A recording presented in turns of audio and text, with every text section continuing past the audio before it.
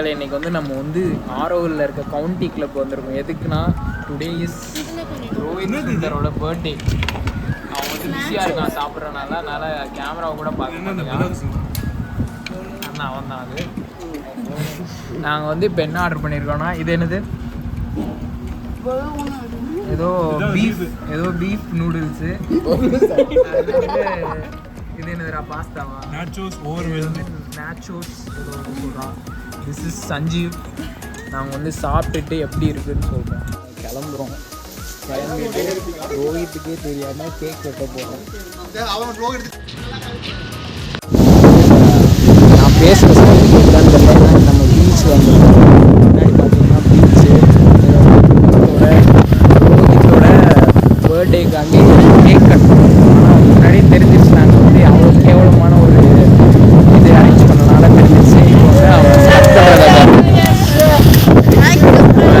ரொம்ப சர்ப்ரைஸ் ஆகிட்டான் ரோஹித்து.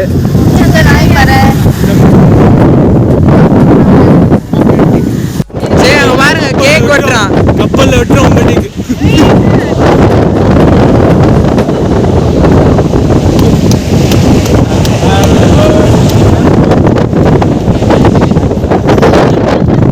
டக்குன்னு வெட்டுங்க ரோஹித். நாளைக்கு போய் படிக்கணும் நீ. ஓ நாளைக்கு கிடையாதா ப்ரெசன்டேஷனு?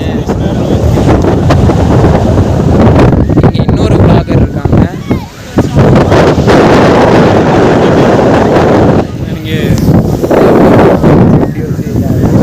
எதை பேசுகிறீங்களா? இல்லை இப்போ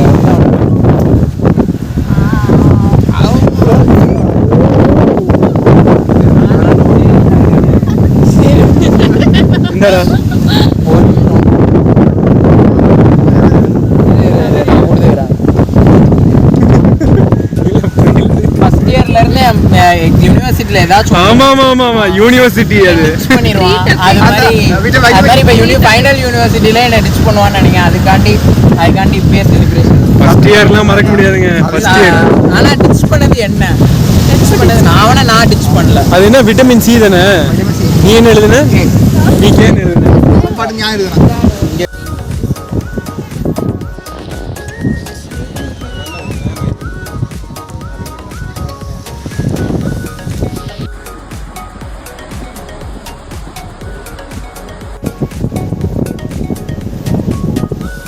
ஹாப்பி பர்த்டே.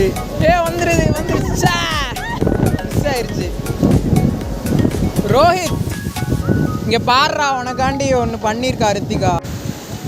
தமிழ் பின்னாடி அலை வரப்போகுது.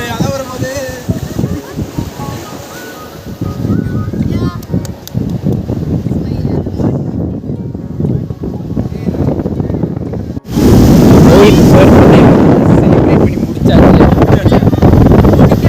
ஏன் முடிக்கல? சாயந்தரம் மட்டும் முடிக்கல. நல்லா முடிச்சிட்டோம்.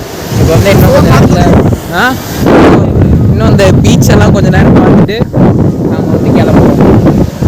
ரோஹித்துக்கு எல்லாரும் ஒரு தடவை